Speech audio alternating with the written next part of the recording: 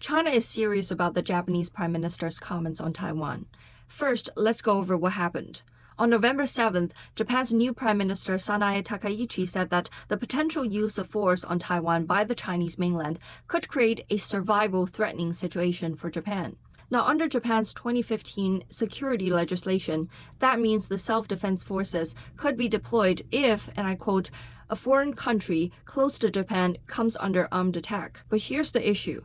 China has repeatedly said that Taiwan is part of its territory, but Takaichi's phrasing implies that Taiwan is a separate country. A majority of nations around the world do not recognize Taiwan as an independent state. So to China, the Japanese Prime Minister's remarks represent a blatant interference in internal affairs. On November 10th, China's foreign ministry said China deplores and opposes the remarks and has made serious démarches and protests to Japan. Takaichi declined to withdraw her comments the same day, and the situation escalated. On Thursday, China summoned the Japanese ambassador and made serious démarches. This is a rare face-to-face protest, not just on paper. Meanwhile, Takaichi has even spoken of changing Japan's non-nuclear weapons principle, which, considering the country's World War II history, is dangerous in itself. On Friday, a spokesman for China's foreign ministry answered 3 questions on Japan. In one of the replies, he not only used the word grossly 5 times to describe how damaging Takaichi's remarks were, but also said, and I quote, "Whoever dares to challenge China's bottom line will face a resolute, head-on blow."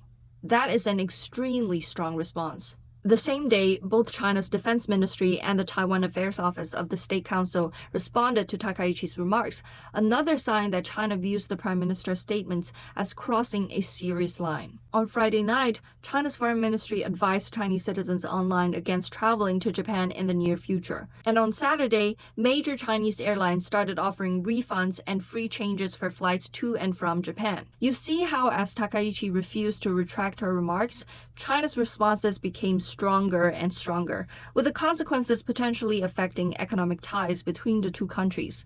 I cannot foresee what will happen, but China has warned that Japan will bear all the consequences. We hope this can be resolved peacefully, but it's also worth remembering that almost no country tolerates challenges to its sovereignty or territorial integrity. And for China, that includes national reunification. China will not back down on the Taiwan question. The One China principle is a red line and the bottom line. It's also the foundation any country has to recognize before it can even establish diplomatic ties with China. If a political leader doesn't understand or respect that when dealing with China, then they won't be met with much respect in return.